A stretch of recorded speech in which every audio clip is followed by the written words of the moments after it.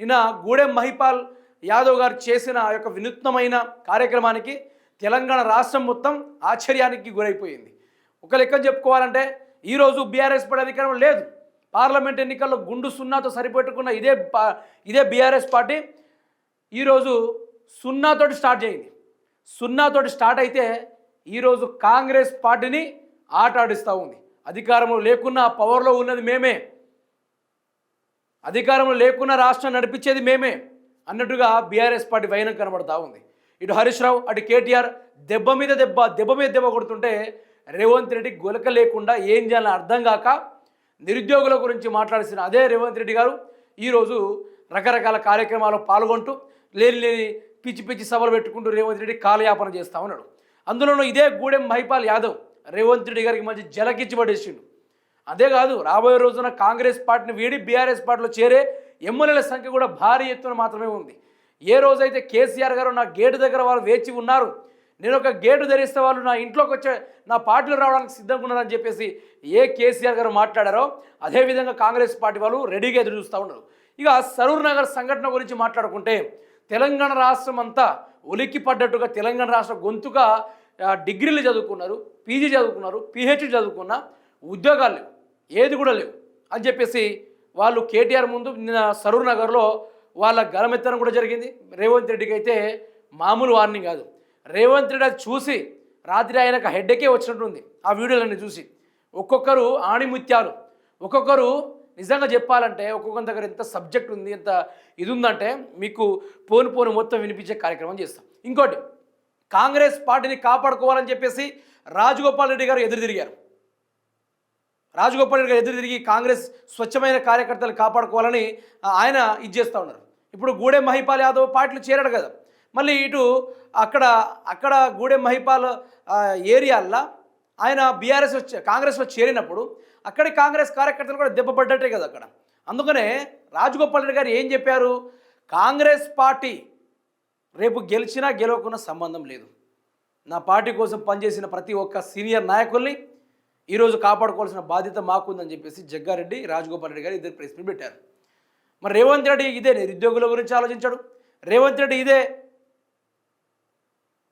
కాంగ్రెస్ కార్యకర్తల గురించి ఆలోచించాడు. మరి ఎట్లా గిట్లయితే అని చెప్పేసి వాళ్ళు ప్రెస్ మీట్ పెట్టి ఒక వాయించుడు ఆగించారు. అందులో గూడెం మహిపాల్ యాదవ్ గారు ఈ చేసిన వినూత్న ప్రచారానికి కాంగ్రెస్ పార్టీ వాళ్ళందరూ ఫీజులు అవుట్ అయినాయి. ఏం చేయాలో అర్థం కాని పరిస్థితులు వాళ్ళు వెళ్ళిపోయారు.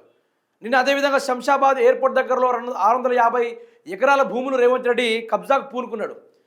దాంతో ఆ భూబాధితులు అందరూ నిరాహార దీక్ష చేస్తూ ఉంటే మా ప్రాణం పోయిన పర్వాలేదు, భూములు ఇచ్చే కార్యక్రమం లేదని చేసి వాళ్ళు ఇది చేస్తూ ఉంటే దానిపైన పోలీసులు విచ్చలవిడిగా దౌర్జన్యాలు చేసి వాళ్ళని లాక్కొని అరెస్ట్ చేసే కార్యక్రమాలు చేస్తే కారం జల్లి మరి పోలీసు వాళ్ళకు చుక్కలు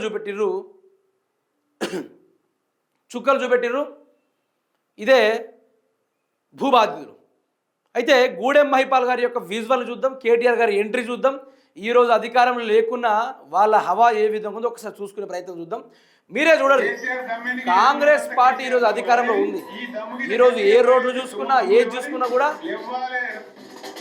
చూడుర్రి, ఆ వైపు చూడుర్రి, మొత్తం గులాబీమయం అయిపోయింది రాష్ట్రం మొత్తం. ఆ ఒక్క ఎంట్రీ కానీ ఆ స్వాగ్ కానీ రేవంత్ రెడ్డి ఇట్లా వచ్చినప్పుడు ఎప్పుడైనా జరిగిందా ఇట్లా? 2000 కార్లు అబ్బా, ఒకటి కాదు రెండు కాదు, 2000 కార్లు, 100 అనుకుందాం, 1000 అనుకుందాం, మొత్తం కంప్లీట్గా అసలు నిన్నంతా ట్రాఫిక్ జామ్ ఏర్పడింది ఎక్కడ చూసినా కూడా. దాంట్లో తగ్గే ప్రసక్తే లేదన్నట్టు ఆ కేటీఆర్ స్వాగ్ కావచ్చు, గూడెం మహిపాల్ యాదవ్ గారు ఆయన కూడా వాళ్ళ అభిమానులతోటి ఈ కార్ల ర్యాలీ తెలిపే కార్యక్రమం చేస్తే కాంగ్రెస్ పార్టీ వెన్నులో వణుకు పుట్టింది. ఇక చూడుర్రి, వరుసబట్టి కార్లు బాబా, అసలు ఊహించలేము అట్లాంటి తిరునాలు కానీ అట్లాంటి విజువల్స్ కానీ. ఈరోజు గూడెం మహిపాల్ యాదవ్ గారు ఆ కాంగ్రెస్ పార్టీలో వెళ్ళిన కథ ఏందో కానీ ఇక్కడ చూసుకోవచ్చు మనం. మొత్తం నియర్ బై 500 మీటర్స్ వరకు నాన్ స్టాప్గా అంతా ఆ కార్లతోటి ఆ ఔటర్ రింగ్ రోడ్ మొత్తం నిండిపోయిందబ్బా. ఔటర్ రింగ్ రోడ్ కానీ, నెక్లెస్ రోడే కానీ, హైదరాబాద్లో కానీ, సరూర్ నగర్లే కానీ ఇదొక్కటే ట్రాఫిక్ జామ్ అనుకుందాం. నిన్న టీవీలల్లో, వాట్సాప్లలో, మెయిన్ స్ట్రీమ్ మీడియాలో మొత్తం ఎక్కడ చూసినా కూడా గులాబీమయం అయిపోయింది. అయితే అందులోనూ మీకు కొన్ని కార్యక్రమాలు చూపిస్తాం. కేటీఆర్ గారు ఎంట్రీ ఇచ్చారబ్బా. నిన్న సరూర్ నగర్లో కేటీఆర్ గారు ఎంట్రీ ఇస్తే ఈ వీడియో చూసి రేవంత్ రెడ్డి గారు మతి భ్రమించి పిచ్చి పిచ్చిగా మాట్లాడిన విషయాన్ని కూడా మీకు వినిపిస్తాం. ఒకసారి మీరే చూడండి. కేటీఆర్ గారు ఎంట్రీ కావచ్చు, ఆ స్వాగిజం కావచ్చు,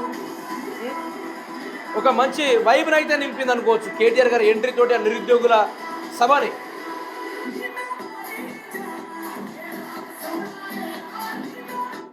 రేవంత్ రెడ్డి ఇదంతా గమనించిన తర్వాత అధికారంలో నేనున్ననా, బీఆర్ఎస్ పార్టీ వాళ్ళు ఉన్నారా? ఈరోజు నా కోసం 10 మంది 10 కార్లు వేసుకోరంటే డీజిల్ గురించి ఆలోచిస్తారు, కిరాయిల గురించి ఆలోచిస్తారు, సాయంత్రం బీర్ల గురించి ఆలోచిస్తారు. కానీ బీఆర్ఎస్ పార్టీలో ఏందబ్బా అధికారం కోల్పోయినా కూడా ఈరోజు వీళ్ళ హవా ఏంది అని చెప్పేసి రేవంత్ రెడ్డి మతి భ్రమించి ఈరోజు చాలా వరకు డిప్రెషన్కి వెళ్ళిపోయాడు. మామూలు డిప్రెషన్ కాదు. ఈ వైబ్ చూడండి. కేటీఆర్ రాగానే ఇక నిరుద్యోగులు మాత్రం యూత్ ఐకాన్, ఐటీ మినిస్టర్ అంటే భారతదేశంలో ఏ విధంగా ఉండాలి అని చెప్పేసి ప్రతి ఒక్కరిని ప్రేరేపించిన నాయకుడు.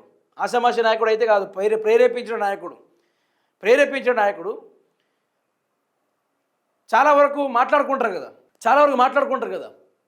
ఇప్పుడు ఒక నాయకుడు ఉంటే ఇట్లుండాలి, చదువుకుని ఉంటే మన బతుకులు బాగుపడతాయి అని చెప్పేసి అట్లా ఉంటారు కదా. నేను నిరుద్యోగులు కూడా అట్లనే మాట్లాడారు, చాలా వరకు కంప్లీట్గా మాట్లాడారు. ఈ ఎంట్రీ చూసి రేవంత్ రెడ్డికి ఫ్యూజులు అవుట్ అయిపోయినాయి. ఫస్ట్ ఆఫ్ ఆల్ చెప్పాలంటే రాష్ట్రంలో కాంగ్రెస్ పార్టీ 64 సీట్లతో అధికారంలోకి వచ్చింది. బీఆర్ఎస్ పార్టీ 39 తోటి గెలిచింది.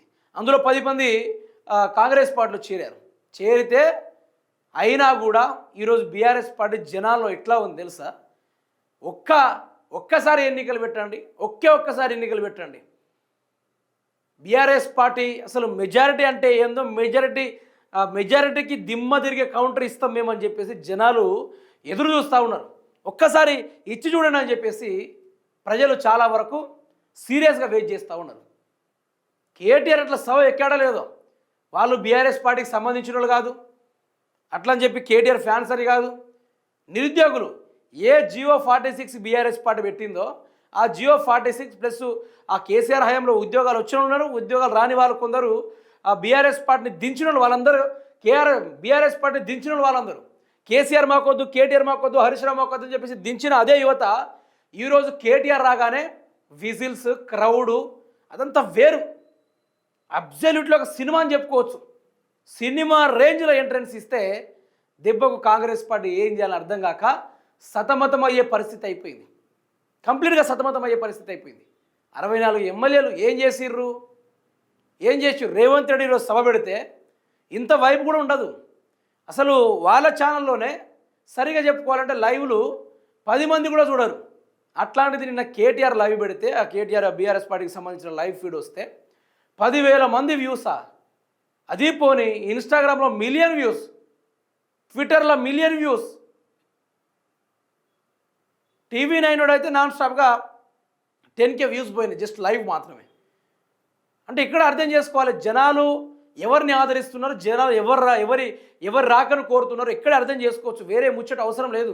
నేను 10 ఏళ్ళు ఉంటా, గడిపాలన కూలగొట్టినా, దర్జాగా ఉన్నా, నేనే ఉంటా, నేనే వస్తా, కుర్చీకి ఫేవికాల్ పెట్టుకొని అతుక్కుంటా, నన్ను లేపినా లేవను అని చెప్పేసి ఈ ఉద్దర మాటలు ఉంటాయి కదా.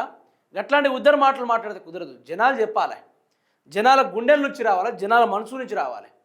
నెక్స్ట్ మీరే 10 ఏళ్ళు కాదు 20 ఏళ్ళ దాకా మీరే అని చెప్పేసి జనాలు చెప్పాలా. అది చెప్తేనే కదా తెలిసేది, అది ఉంటేనే కదా కథ మారేది, లెక్కేందో తెలిసేది.